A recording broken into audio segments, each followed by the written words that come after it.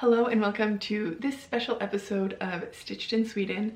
My name's Maria and today I'm going to be sharing with you all of the things that I knit in 2025. Let's just jump right into it with first what I'm wearing today, and then I'll go through the projects in order from January to December and share with you a little bit about the yarn, the project itself, how it was to knit if I remember, how it's holding up, how much wear it's getting, and maybe anything that I would change in future projects. Starting out with one of my favorite makes for 2025 is the Rosie sweater from Lena Holmesans, also known as Le Knit. And I made this sweater in the original yarns for the pattern, which is Sandnes garn, Tin Pergint, and Tin Silk Mohair. Both of these yarns were gifted to me in a way. I knit this sweater for the shop that I work at, so it's a sample at the moment at the shop, but I wear it a lot of the times when I'm working, and in a few months it will be my sweater at home. So yeah, this is really a favorite. I guess I'm not going to go into super detail on every project because this video will be really long, but you can find information about all of these sweaters also on separate podcast videos that I've made throughout the year. So I finished this Rosie sweater in December, but I've already worn it a ton. I really like this yarn combination. It's a combination that I used also in 2024, which is with the Tin Pergint paired with a mohair. It's a rustic yarn and it's lightweight, but really warm. So it just makes a really cozy sweater. It works well for color work, and I'm really happy with how this piece turned out. This also had a lot of interesting kind of construction details that I hadn't done in the past. So you can see my full thoughts about this one, both in my podcast episode, the first podcast episode of 2026, and then also my Rosie sweater vlog. All right, so let's hop back to January 2025. It's gonna be hard to remember. January 2025, I started the year with the Stockholm sweater by Petite Knit. The original version of the Stockholm sweater is knit using 2 strands of mohair, and so you could say that my version is somewhat modified because I used 1 strand of fingering weight yarn and 1 strand of mohair. I used the Sagan yarn from Elk Market Yarns.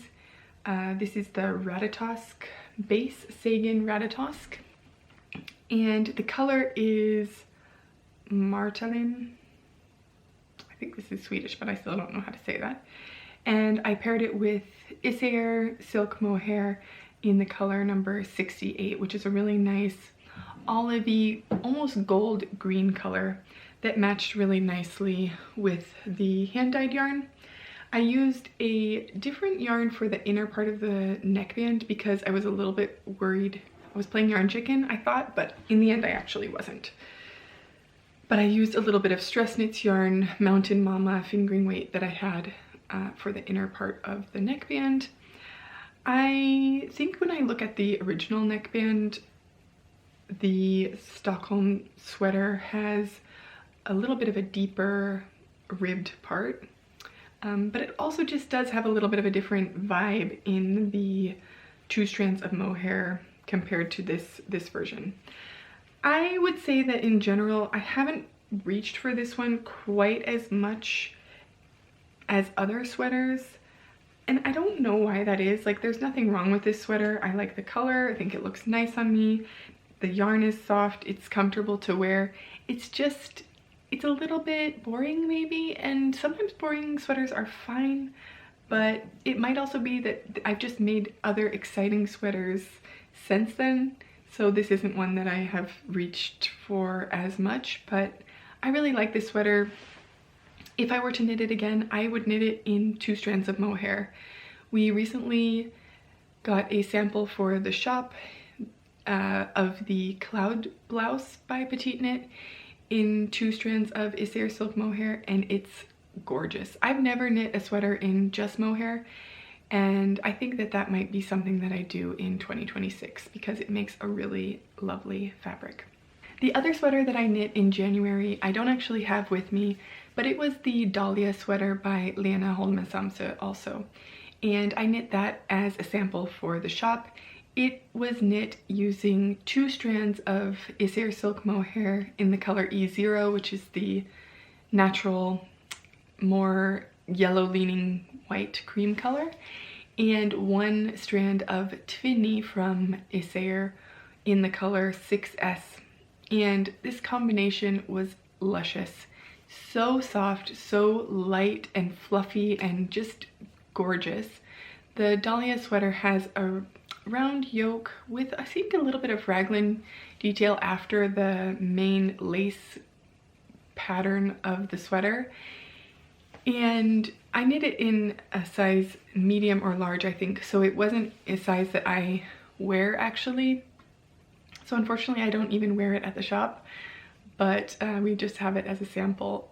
But I would love to own that sweater myself in that yarn combination because it is so good. It was knit on quite large needles, so I remember it going pretty fast, and it was just an enjoyable knit to work with this beautiful yarn. In February, I test knit the Matcha jumper by Vertknit, and I knit the first version in the original yarn that she knit her pattern, or her original pattern in. And that was a cotton and wool blend. I'm just pulling up the yarn here. It was called Olivia, and I have all the information on my Ravelry if you want to check that out. If you have any questions or you're not able to access Ravelry, just let me know. I also will include the names here. I used Olivia number 12, which is this bright matcha green color, and I used the Cicia Vivienne mohair in the colorway 1820, which was a really nice match to this Olivia yarn. I used just under 3 skeins of the main yarn and 5 skeins of the mohair, and I really liked knitting this sweater. It was a really fun test knit to be involved in. I don't do a whole lot of test knitting, and this one really had a nice community aspect connected to it. So it was fun to be involved in a knit along with other people working on perfecting a pattern for a designer that I admire, and the outcome was also really nice. I knit this first green matcha jumper for my sister, and I have a few pictures of myself wearing it, and I think she has also worn it a couple of times. She lives in Oregon in the United States, so she doesn't have as much cold weather as we have here, but I think and I hope that she still gets some wear out of it. So after I knit the first test knit version for her, I actually knit another one for myself. My version of the matcha jumper is in this bright red cashmere yarn from Cardiff Cashmere. This is gifted yarn that I received from Cardiff Cashmere for the test knit, and I applied for that separately myself directly to Cardiff Cashmere. And this is color number 517, and it's a very popular red color of theirs. Like, it's a, yeah, if you're wondering which color it is, it's kind of, I would say, one of the most iconic red colors for them. And it's really a bright red that leans just a little bit orange rather than blue, I would say. So this one is also a sweater that I enjoy wearing, but I don't get as much wear out of it as I expected.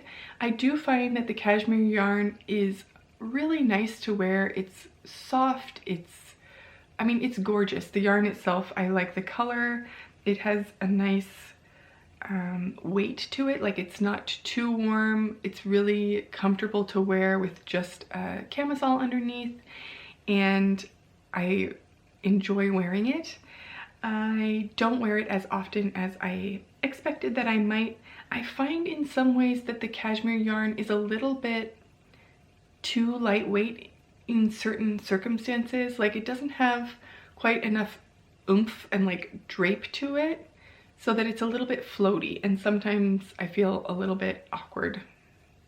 I don't know why, it's just something about it. But I really still think it's a gorgeous sweater. And I think also part of the problem was that I didn't have a pair of pants that I liked pairing this sweater with. Now I have a pair of black, just like slacks that I have on actually right now. And this was a really nice combination to wear this sweater with those black pants for Christmas. I wore that, and just like some other evenings around the holidays and at work. In terms of the pattern, any adjustments that I would make in the future if I were to knit this pattern again, I think the only complaint that I have is that for me, this armhole is very deep, and it means that when I lift my arms up, I feel like the length of the sweater is too short. So it rides up too much in the body. So I would prefer if the armhole was just a little bit shallower, which I'm not exactly sure how you would adjust in this pattern, or I would lengthen the body a little bit so that I had a little bit more room there. I think it has really nice details though. It has a nice saddle shoulder that has this kind of pearl stitch detail in between where the increases are happening, and like it just has a really clean finish. The neckline is really nice. It sort of sits a little bit like a mock neck, and the ribbing was really long, twisted rib. Still really enjoy this sweater, and I think that I would knit the pattern again with some small modifications. Up next is the vest number 7 by My Favorite Things Knitwear. I knit this in a fingering weight yarn from Spun Right Round. It was a sock yarn, and then I held it with a mohair from Derirum Natura, the Bernice mohair. And I used gold buttons, which I think for this vest really is a nice finishing detail that, I don't know, it just works really well, pulls it together, makes it a really fun vest to wear. I had actually received this vest number 7 in a light grayish blue from a friend of mine who knit it for herself and then decided for some reason that it wasn't for her. And I tried it on and I thought, is this for me? I don't know. And then I wore it a ton. So I wore it also while I was pregnant with Linnea, and it worked really well while I was pregnant. I do find now, after the fact, that it's a little bit on the big side for my preference currently of how much ease I enjoy in my clothing. So I decided to knit this vest number 7 to be a little bit smaller than that version. It was nice to have that original version to be able to compare it to and get the fit just how I wanted to on this version, but I still wear the other one as well. This has a nice little split hem detail, and I did a regular bind off throughout this vest, which is not something that I usually do, but it is what my friend did on the first version, and it actually makes just like a really nice edge on the ribbing, and I liked that feature or detail in the first pattern, or in the first version that she had made. So I don't think that it was in the pattern. I think it was Italian bind off in the pattern, but I decided to go ahead and follow what my friend had done on her version, and I'm really happy with how this one turned out. Okay, then we come to a few projects that I don't have with me. The first being the Pop Rocks sweater, which is a pattern of my own from Stitched in Sweden. And this Pop Rocks version I made using 2 strands of fingering weight yarn held together, which is how the original is made. The idea of the original sweater for the Pop Rocks is that you can make up to a size 5-year-old size with 1 strand of, or 1 100-gram skein of hand-dyed fingering weight yarn, and pairing that with a solid color commercial yarn. So my goal for this pattern was to design something that enabled me to use some of those single skeins of hand-dyed yarn that I still had in my stash that I wasn't necessarily using for myself any longer, and to be able to make a fun sweater for my girls. So the original version I made for Eloise is the one in the pattern, and it's pink and has a cream color at the base. Adding that commercial yarn or the solid color yarn, it reduces the price of the project especially when you're using a hand-dyed yarn, which is often quite expensive. And it also kind of just makes the whole thing have a little bit more continuity, I think, because it kind of calms down some of the pooling that can happen with hand-dyed yarn. And it also just makes it so that you can get a whole sweater out of one skein, which is nice. So it's from sizes 3 to 6 months all the way up to a 4 to 5 year old size. My daughter Nora is the one who I made the Pop Rocks sweater for this year. And I made the size 3 to 4 years old for her. She is 4 years old now. She just turned 4. She's quite average in size for her age, according to the size charts. So fits her really nicely. I used Cosmic Strings sock blend in the March 2021 club color, which I got from a friend, which is kind of a bluish purple. And I actually paired it this time with a Stress Knit's favorite yarn in the color Palm Lines, which is a really subtle light pink, because I had 2 skeins of that in my stash that I didn't have another plan for, and it paired really nicely with this other sock yarn that I had. So the Palm Lines was really a semi-solid but quite solid color. It served the same purpose as that commercial yarn would have, with just a solid color strand held throughout. And then you use the solid color held double for the ribbings and the neckband and stuff like that, so that it all just kind of blends. So I started that project in March, but I actually didn't finish it until May. I don't know, I was doing a lot of sewing during that time to prepare for our trip to Colorado that we took this summer, because we needed to basically have all new summer clothes for the girls because they had grown out of everything. And we don't use really hot summer clothes here. So after Pop Rocks, I knit the Ollie hood, and I don't have the version that I made next in June, because I used the leftover yarn from my sister's Matcha sweater to make an Ollie hood. The Ollie hood is a pattern by Emily Louise, and it is just a nice hood pattern. Hood patterns I think are quite popular at the moment. This one was published in November 2023. I know that hood patterns are popular at the moment because working in a yarn shop, you really see what patterns people are gravitating towards, and some of them are knitters and some of them are non-knitters who are interested in knitting their first project, and a lot of people are knitting hoods at the moment. So I was happy to find this hood pattern. Oh, I actually knit the Sophie hood this year also. I didn't include that in my list, but I knit it also as a shop sample. The Sophie hood pattern is from Petite Knit, but this one is from a smaller designer, Emily Louise, and I knit the green version that I don't have for my sister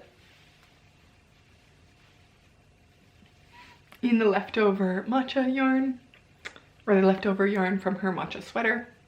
And then I made myself this version, which I finished in September, but I'll talk about it now because it's, yeah, the same pattern.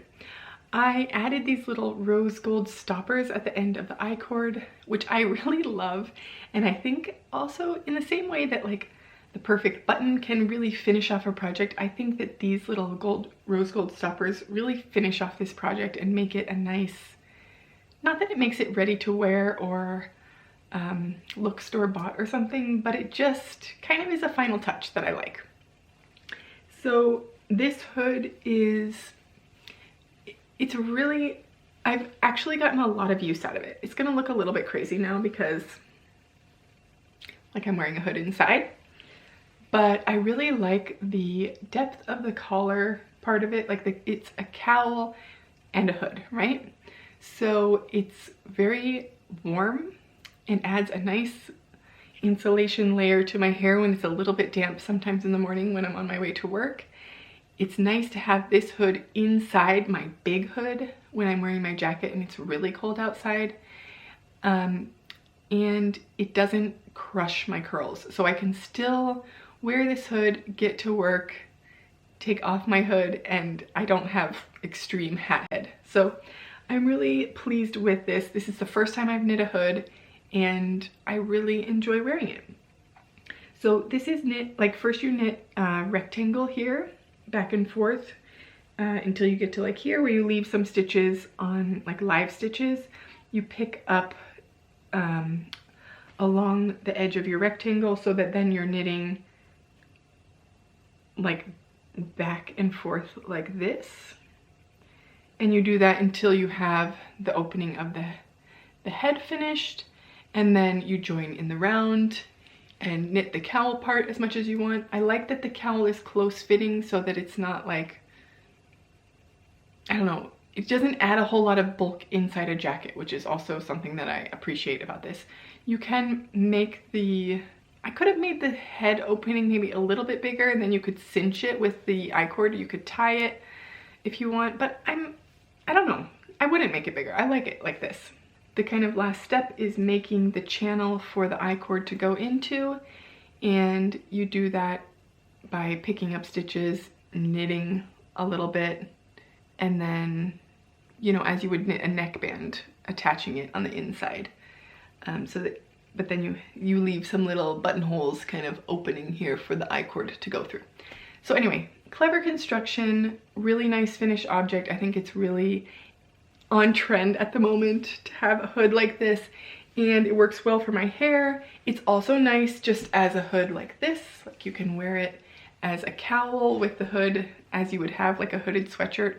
Sometimes I would wear a hoodie like without the hood itself being on, just as, you know, I don't know what I'm trying to say.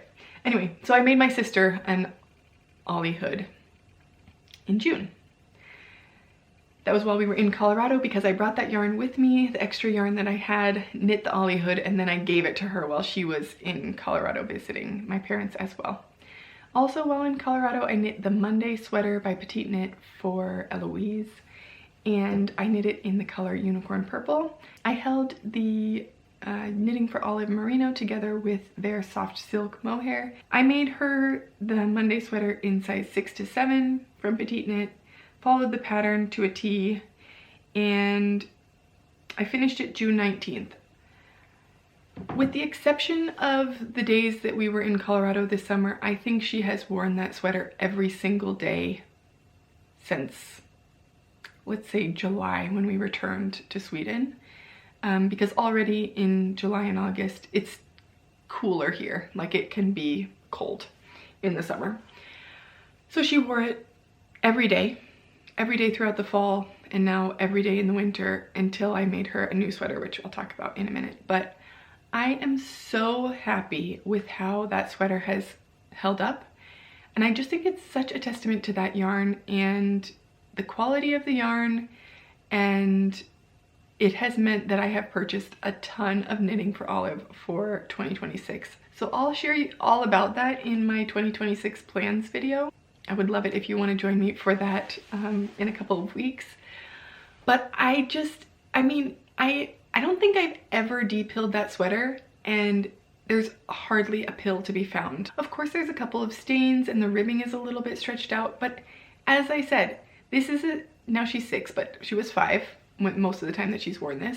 A 5-year-old active girl wearing this sweater every single day for hours at a time. Yes, there's going to be some stains. Yes, the ribbing's going to get a little bit stretched out, but like not a pill in sight. I'm just really impressed. There's a little bit of felting at the neckline, but I don't know. I'm 100% like Knitting for Olive, good job. This is amazing. I love it. Comes in so many beautiful colors. And this isn't news to anybody, but I think sometimes people are curious, like, is it worth the hype? Because Knitting for Olive does have a little bit of hype around it, I would say. I don't know if that's fair. But like it's a popular yarn and a lot of people knit with it, and so maybe some people are like, oh, it's annoying that people are only talking about that yarn or only knitting with that yarn, but people knit with it for a reason, because it's really good, and I'm just so impressed with the quality of the yarn. When I knit garments, especially using a softer merino yarn, I expect pilling. Like, I'm opposed to pilling. No one likes pilling, let's be honest. But I also go into knitting certain projects with the expectation of needing to do some maintenance on sweaters, doing some depilling every once in a while. But this sweater really is just exceeded my expectations on all accounts, and it was such a nice change, or it was such a nice, it wasn't a surprise because I knew that it was good yarn, but it was so nice to have this positive experience with no pilling, especially compared to my previous sweater that I knit for Eloise using Drops Daisy, that I spent a lot of time knitting that unicorn sweater, and it pilled excessively constantly to a point that it's just not wearable. It's so ratty and it looks so bad. It's like it doesn't look nice even after I depill it, because it only stays nice for like an hour, and then it looks just as bad as it did before I depilled it. I talked about that in a previous video, which you can find on my channel. I do use, while we're just talking about this depilling a little bit, I haven't depilled the unicorn sweater, the unicorn purple knitting for Olive Monday sweater. The pink unicorn sweater is just, I don't depill it anymore because it's not worth it. But this Refresh Your Knit from Petite Knit is the best depiller that I've ever had. It works super well. It has like a nice little compartment here that all the fuzz gets collected in. You can unscrew this, the part where the blade is here, and you can replace the blade so that you can always have a nice sharp blade. I haven't had to replace the blade yet, but I do have replacement blades that I could put there. The back pops off like this. It's magnetic, and it's run with AA batteries. If you don't have a depiller, get yourself this one. It's so good and you will not regret it. It's just really nice to be able to keep your knits looking brand new, and having a depiller like that is one way that's really a good way to do that.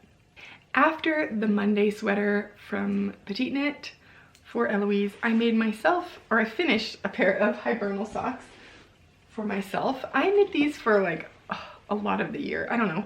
Sometimes I usually cast on a pair of socks, and then it takes me a couple of months to do it because I don't love knitting socks anymore. I used to knit socks all the time, but I'm just more of a garment knitter now.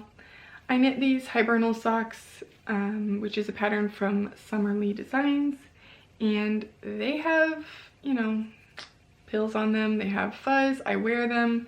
I don't know how people have socks that they show in their everything they knit videos that look like they've never worn them. Maybe they don't wear them, but I knit socks to wear them, honestly. So this was also a spun right round yarn, and I think Hibernal socks is a pattern that I have knit before, and I really like the fit of it. It has ribbing combined with a little mock cable detail that has also a little eyelet kind of in the middle. It gives it a nice fit because of the ribbing. It has a little bit of stretch, but also this little mock cable detail sort of cinches it in just a little bit, and yeah, I'm really happy with those. Those weren't the socks that I meant to talk about though. I meant to talk about some rib socks that I made in July for my mom.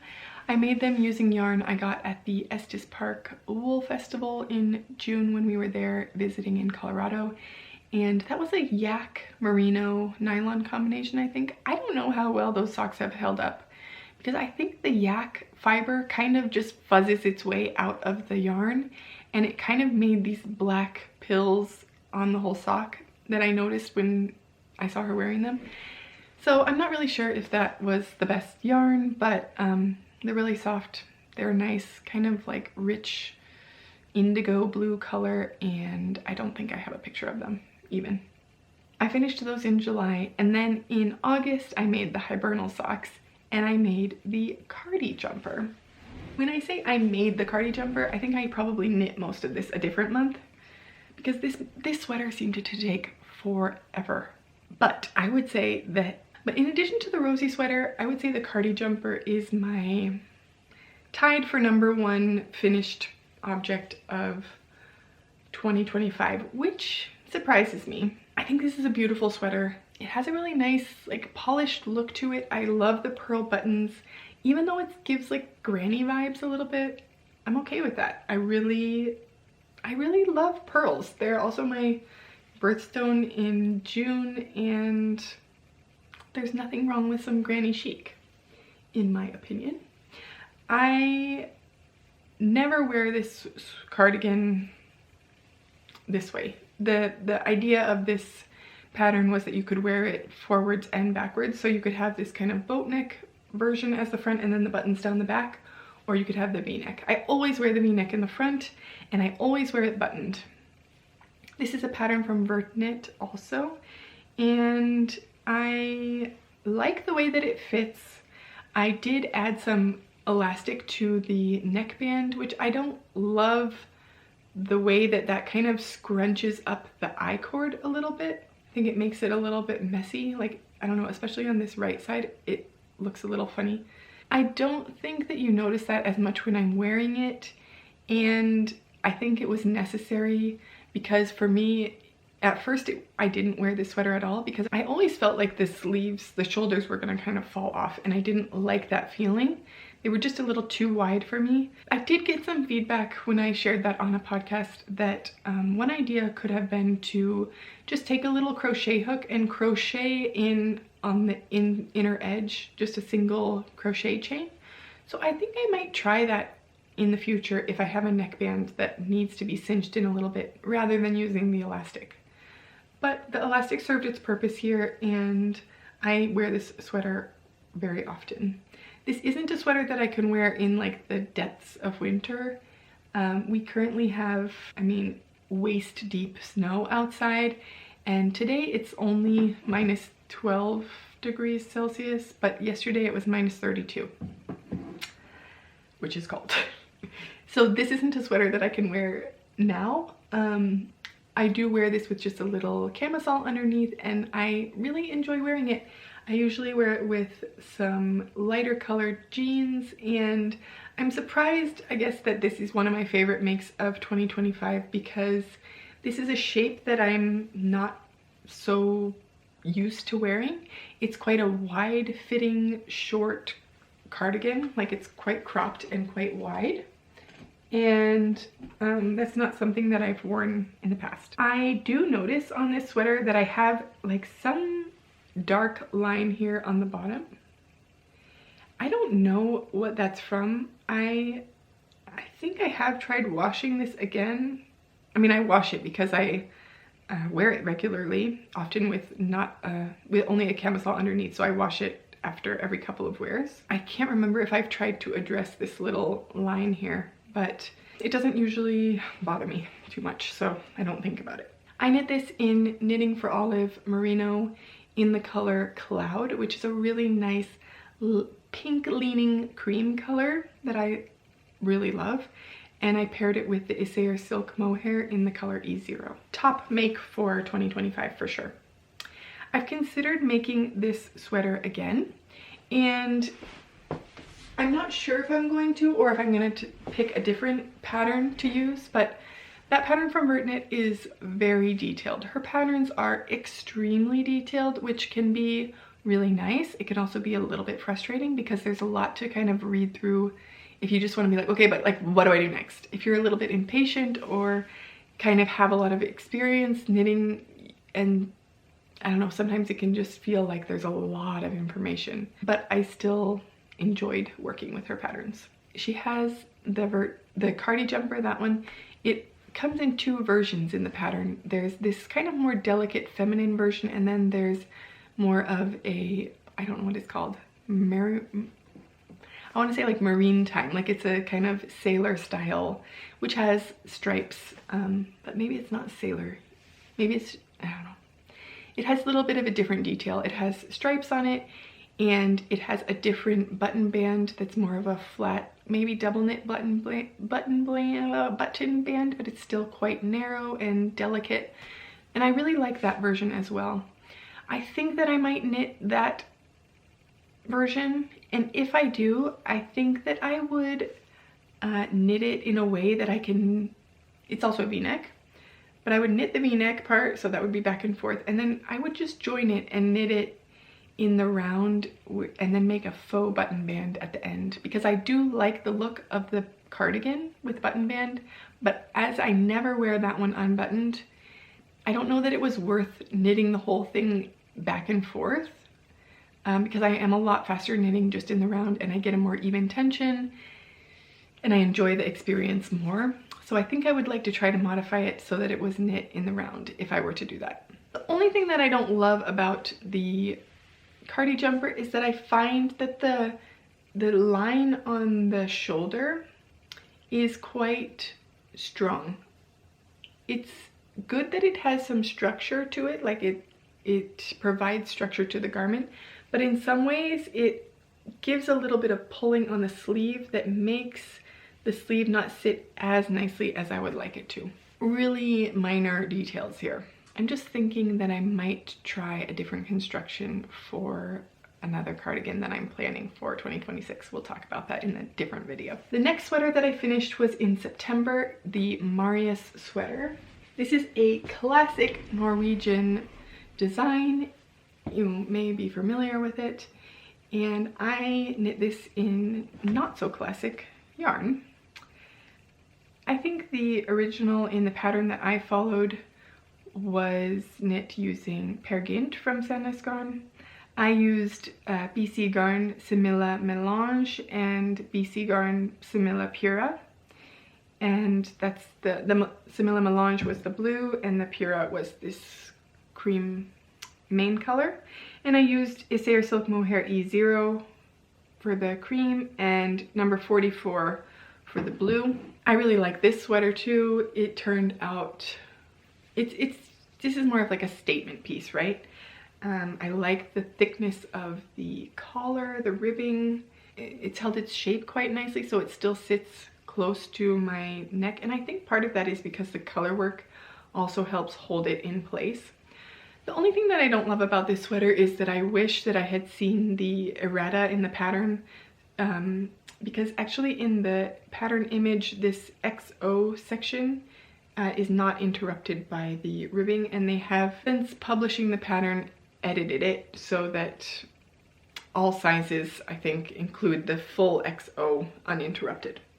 So I unfortunately didn't see that or check it before I started knitting, but the version that I made, this version, I knit from the top down and did not steek it. It's knit from the top down. The first part is knit back and forth, which is not the most fun thing to do in color work, but I managed. And then you pick up for the sleeve here and then knit the sleeve in the round. I think the pattern I use also comes with instructions for knitting it from the bottom up, but this particular one does not come with information on how to steek it. This one is number 2410-02. I knit size X small. I'm happy with it. One thing I modified was that I felt that it was a little bit too, the sleeve was going to be too wide for my taste, so I actually sewed up some of the sleeve hole here and then made the hole for the sleeve smaller. If I was going to make this one again, I would definitely make it so that the X and O's were complete, and I might lengthen it just slightly. But I really like that one, and this is a really warm sweater, so I think I will wear this to work tomorrow because it was very cold yesterday, and I had the feeling that I wish I had had long underwear on, even though I was wearing a very thick wool sweater. But this one will be a good one for tomorrow. Okay, we're getting close to the end, but there's still some good sweaters left. The next thing I actually knit was my Ollie hood that we already talked about.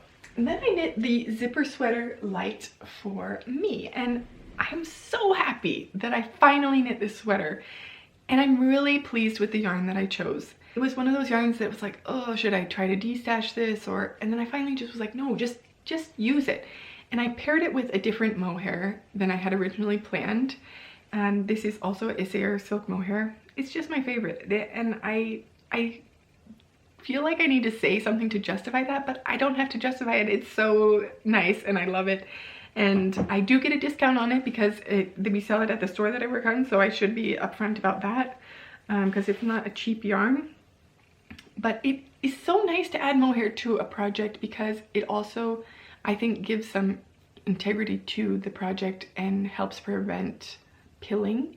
It adds a nice fluffiness to it, softness, and it fills out any kind of gaps that you might have. This one has just a little bit of pilling on the sleeve. I do depill my knits somewhat regularly because I wear them so much. I wear knitted sweaters every single day. So I was looking the yarn that I used. Oh Wool O Wash Sport in Pasture Rose. I used 4 skeins, and I used 5 skeins of Isair Silk Mohair in the color 28, which is a coral color.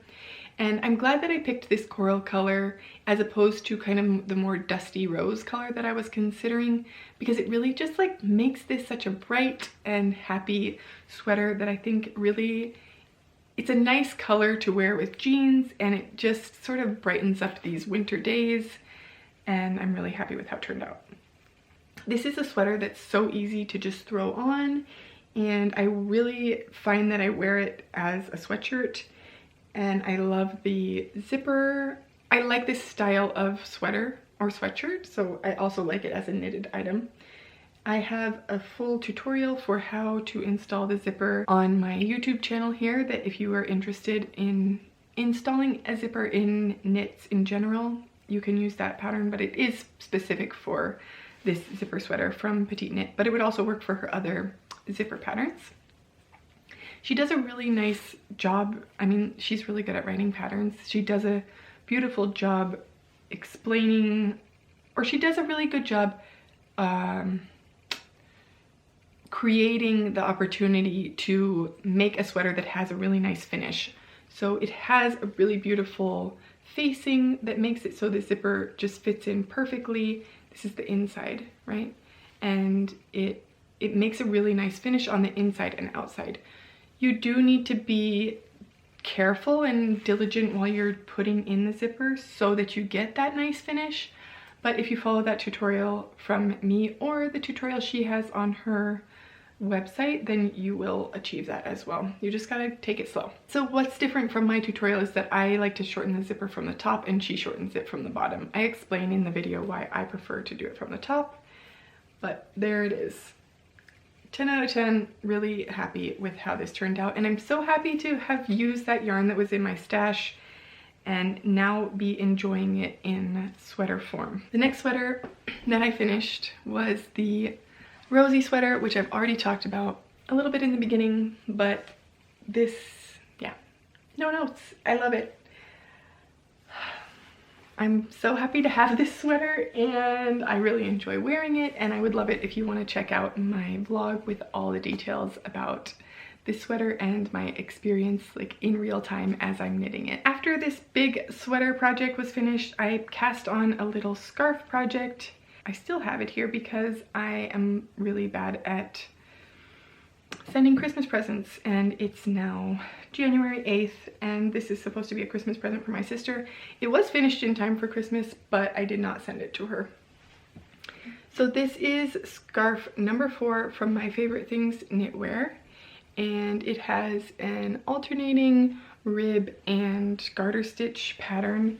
It's one of these like kind of mini scarves, but it's a little bit of a bigger size of a mini scarf. Like it has a little bit more depth to it than say the Sophie scarf does. I think that it's nice when you fold it down once like this and you can wrap it around and then tie it a little bit like that in the front. I don't know how my sister will wear it, but this is knit in Sendness Garn Cashmere in the deep burgundy color. 4372 I think maybe is the number. 4372 burgundy. I used 2 skeins of the cashmere yarn, which is 50 grams total. And yeah, I need to just finish up her package and send it to her. So after that, I have been knitting kind of all along in this fall, working on the zipper sweater Light Man for Thomas, my husband.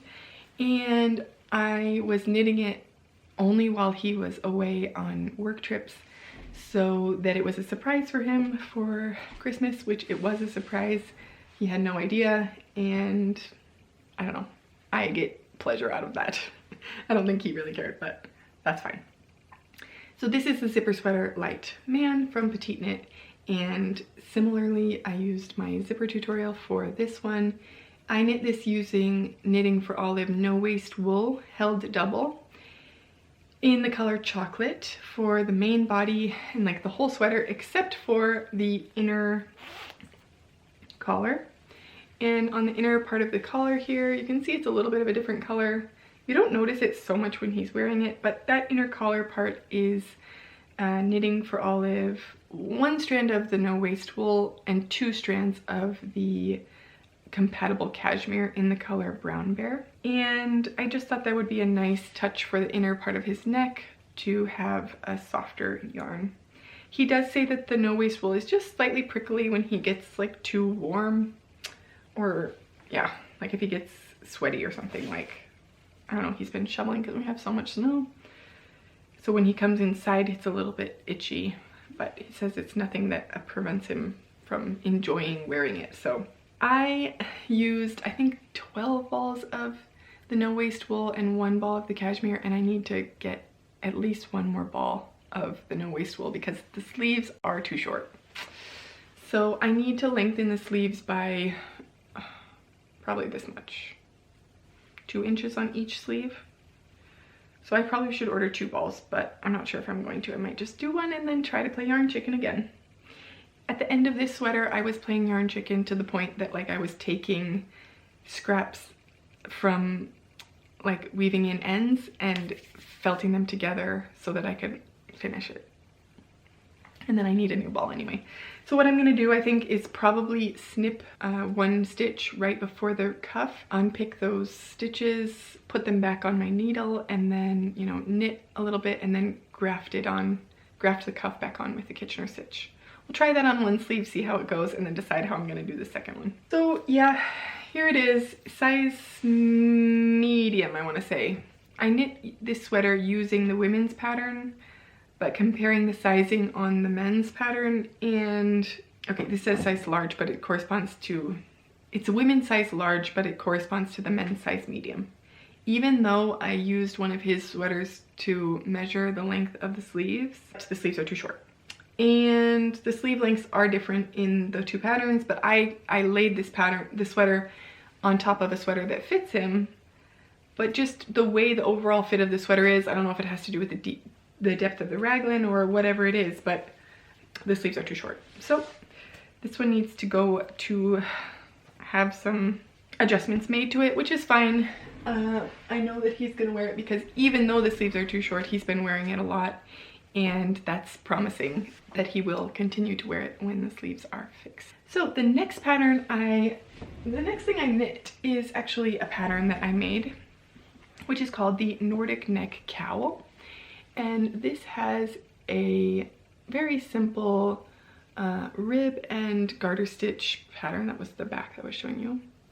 Very similar to the scarf number 4, but it's a little bit different. And I made this for, I mean, it's a Stitch in Sweden pattern, and I made it for the shop that I work at because we're carrying this beautiful yarn from Yarns and Barns, which I talked about a little bit, but I'll talk about again in my podcast. The Nordic neck is knit using 1 strand of Yarns and Barns Ulrika 2-ply, which is a 100% wool from the region of Sweden that I live in, and I held it together with 1 strand of silk mohair from Isair in the color E0, my favorite. It makes a really cozy cowl that sits, again, quite close to the neck so that you don't have like extra bulk, but it also is close to the neck so that it's actually warm and serves as a functional cowl. Sometimes I find cowls are just, you know, they're more decorative, which I don't really want to have a decorative cowl. I want to have a warm cowl. I'm really happy with how this pattern turned out. It has a little bit of a rolled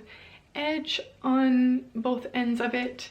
Just this very subtle textured pattern, really simple to make. It just requires 50 grams of the Yarns and Barns Ulrika and then 1 25-gram skein of a silk mohair. So Nordic neck, if you are interested in this yarn, which some of you have messaged me about. Send us an email at, so I'll write it here so that you can email if you live in Sweden or Denmark or Finland. We ship to those countries currently. But if you live somewhere else and you're interested in this yarn, let me know. You can find it on our website, and if you live in a country that we ship to currently, you would just be able to order it. But if you don't, then you can just email us so we can gauge like if there's some interest in, yeah, wanting to buy this in other places. And the pattern is also available in my Ravelry shop and I think on Lovecrafts as well. I sent it to my Patreon supporters this year as a little thank you gift. Yeah, it's called Nordic Neck, so you can find it on one of those places. But we've made that into a little yarn kit, which we're selling at the shop. So that's a lot of fun. It's a lot of fun to see customers, regular customers coming in wearing their version that they've made.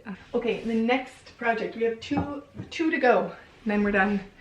The next sweater that I finished, the day after Eloise's birthday, I finished the Rosie sweater Junior for her, and she loves it, which is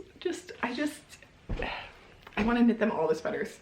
I also want to knit myself all the sweaters. Okay, so this is the Rosie sweater Junior from Lena Holm Samsa, and as you can see, this matches the Rosie sweater adult version somewhat, but it's a little bit of a different construction. This is a yoke version, which now I see that she's coming out with this in adult size.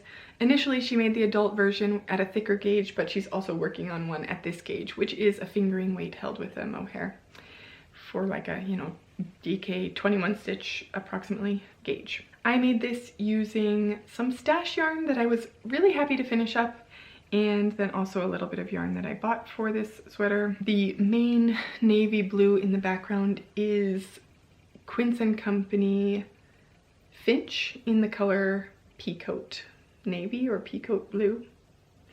And I paired it with Cecia Vivian mohair in this really just excellent navy. It's like such a good dark navy. You know that I love Isair Silk mohair, but their navy, it's a little bit too light. Like it doesn't have this deep richness that this Cecia mohair has.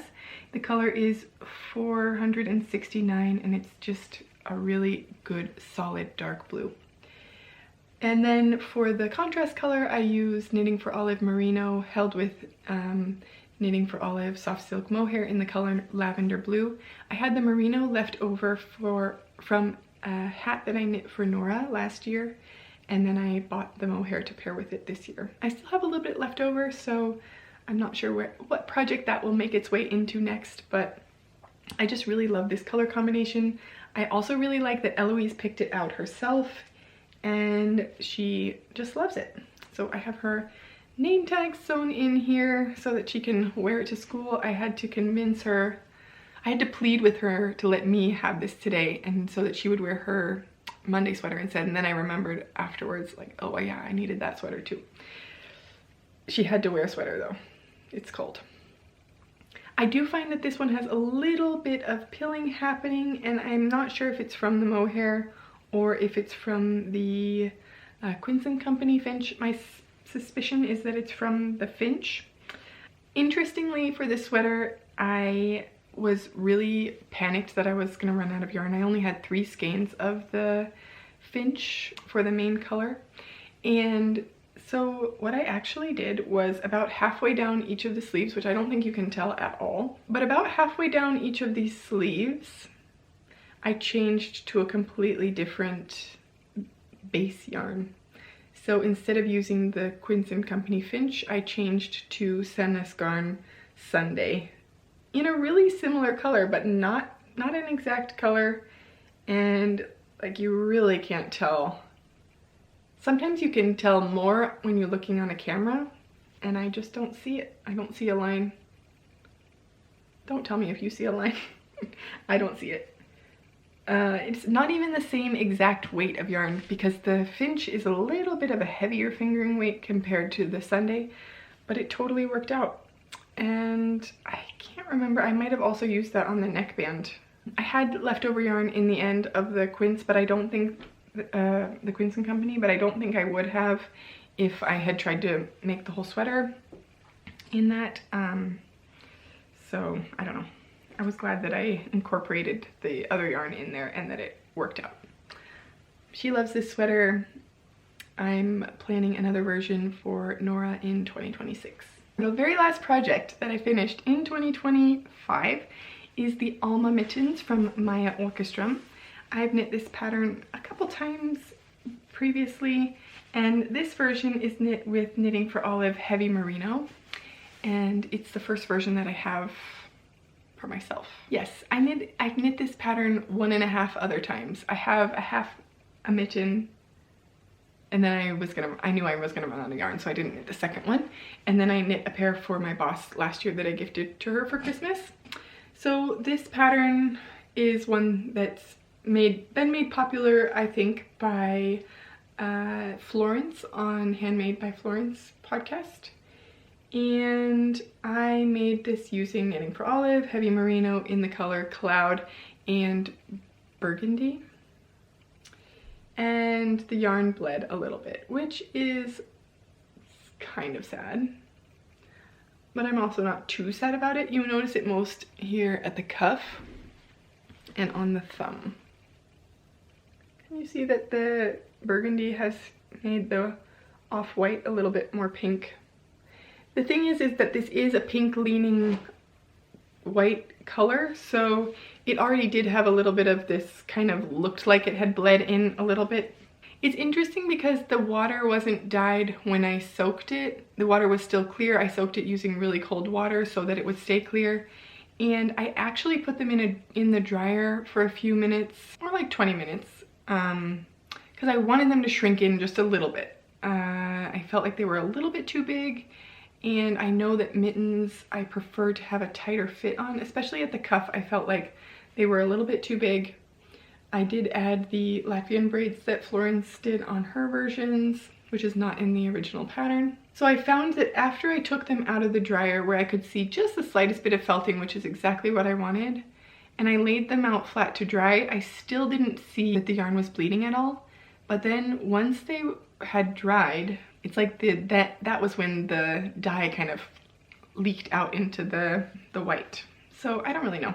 It doesn't bother me, honestly. If I were to knit these again, I would hold the yarn in the other dominance. So for the whole mittens, I held, for the whole like main part of the mitten, I wrote it down in my Ravelry notes so that I would keep track.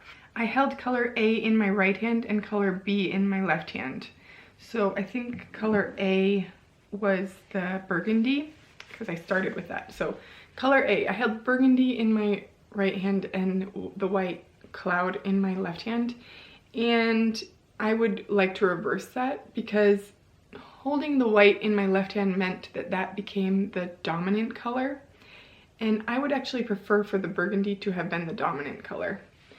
I think after blocking it's less noticeable, but if you can look on the thumbs, do you see that on the thumb parts, maybe that the burgundy looks like it comes forward a little bit more than, like, say in this lower thumb part, this upper thumb part? Maybe more obvious in person, but it's very obvious to me in person that I knit the thumbs with the yarn in the opposite way, because I started knitting the second thumb and I was like, ooh, this is the wrong color dominance, because it looked so different from the first thumb. So then I had to switch it. Anyway, I love these mittens. I have not worn them outside yet. It was too cold to go outside this week for very long at all. And I have my wind shell mittens with fleece linings, even though wool is warmer than fleece. I need like a windproof shell on the outer side of these to be currently appropriate for being outside. But I really love the finished piece. I think they look really nice.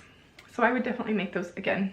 So that really concludes my 2025 Everything That I Knit video.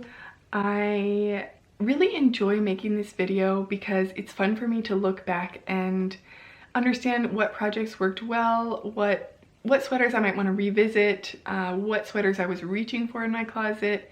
It was interesting for me to look this year and see that I was actually still reaching for a lot of sweaters that I made in 2024, which was, you know, great. I mean, sweaters should last for more than 1 year or 1 season. I think part of that is because I was really intentional in 2024 about making sweaters that would work in kind of everyday wear, and I continued that into 2025, but I definitely have sort of identified some gaps in sweaters that I'll talk about in my plans for 2026. So if you're interested, stick around for that. I think next year, or in 2026, I want to focus on making more garments for myself and then a few staple pieces for my daughters and maybe a few more accessories, because I do find that I only have one knitted hat that I wear, for example, and I would like to have a little bit more variety in some of those accessories that I'm reaching for. But sometimes the accessories, like those mittens, they're the ones that stay kind of in my works in progress project bag for the longest, because the sweaters pull me and my attention away from them. I hope that you have had a great start to your new year, and that you are also enjoying, the chance to start out fresh, look back at how the previous year went, and make your plans for 2026. So thank you so much for watching, and I will see you next time.